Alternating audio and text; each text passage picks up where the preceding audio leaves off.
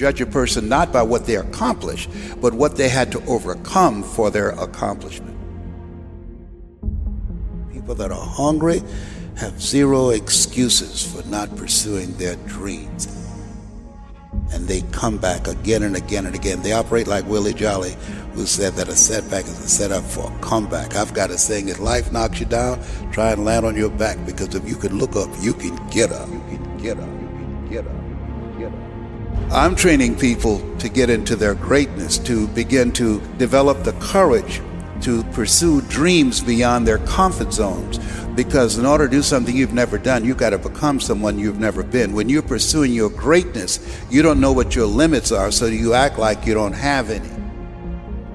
There's never a shortage of opportunities. It's just a shortage of thinking. Because some things are taught and some things are caught. When I was in the 5th grade, they put me back from the 5th grade into the 4th grade. I failed again in the 8th grade. I have no college training. So being identified and labeled as DT, the dumb twin, it gave me a lot of things to overcome. And so there was no one to dispute what was said about me, and I bought it. Even if you are told a lie, faith comes by hearing and hearing and hearing. You hear it often enough, it becomes your reality.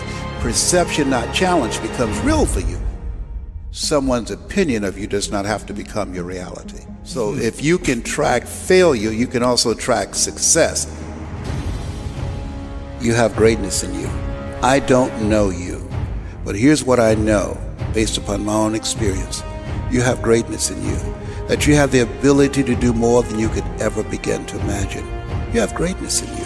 There's a presence in each and every one of us that waits and listens to the voice of the genuine in yourself. It will be perhaps the only God you will ever have or hear. And if you cannot hear it, all of your life will be spent on the ends of strings that somebody else pulls. When you recognize your greatness, no one will ever pull your strings. You are different. You were created on purpose with a purpose to manifest that purpose through you. But you will never exercise authority and dominion over your life until you exercise authority and dominion over what you are not. Most people go through life living the lie that has been told about them.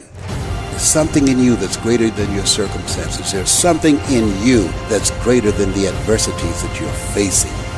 In life, you're either in a problem, just left one, or headed toward one. You have greatness in you.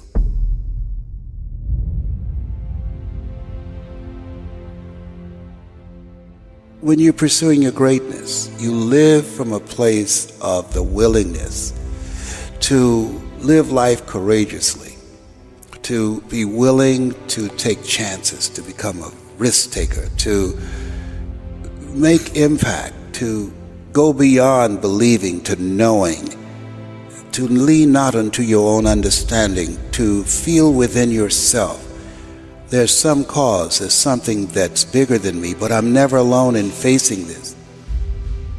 There's a presence that will never leave me nor forsake me, and that when you step into that place, more of thee, less of me, that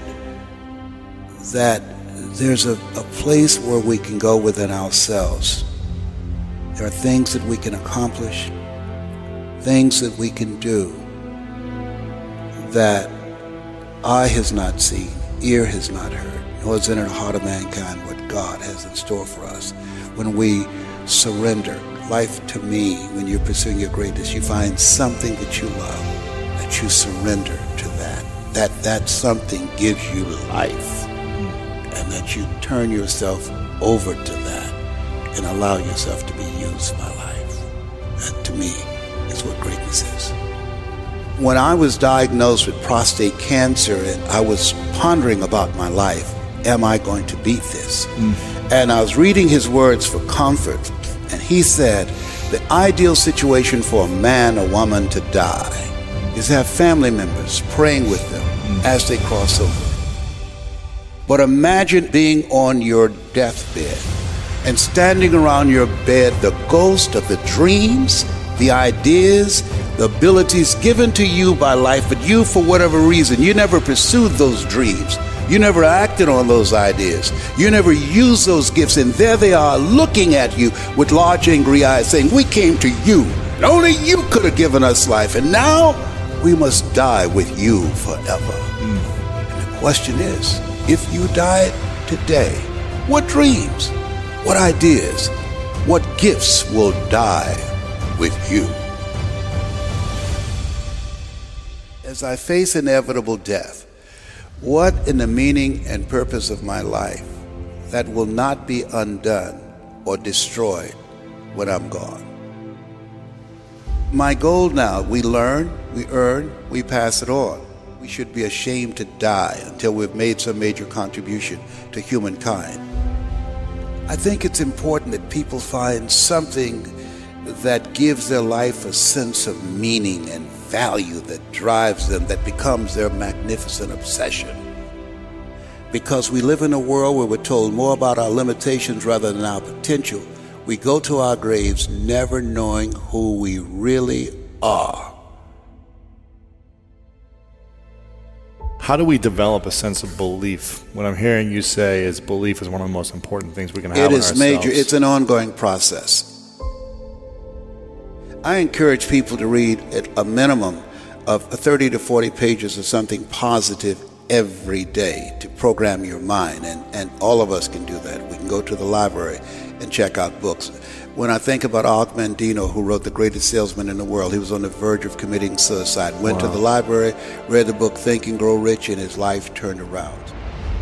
Your mindset, your diet, and positive relationships, giving yourself a healing, nurturing environment strengthens your immune system and allows you to stay here longer and do your great work.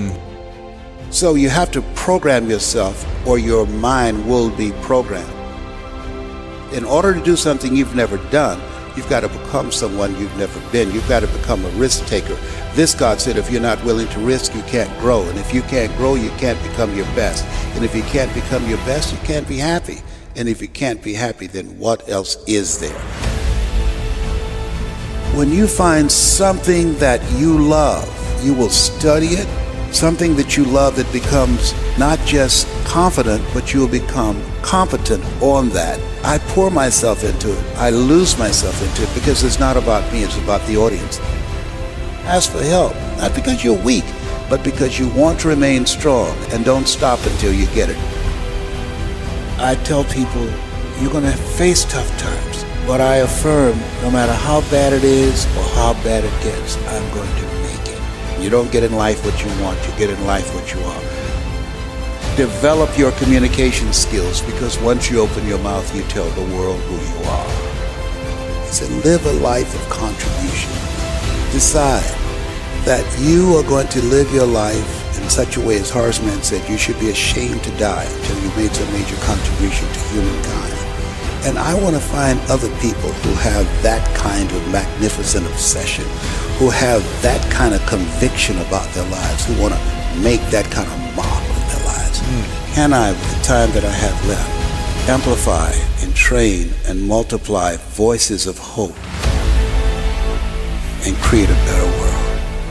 We'll have enough time to do that.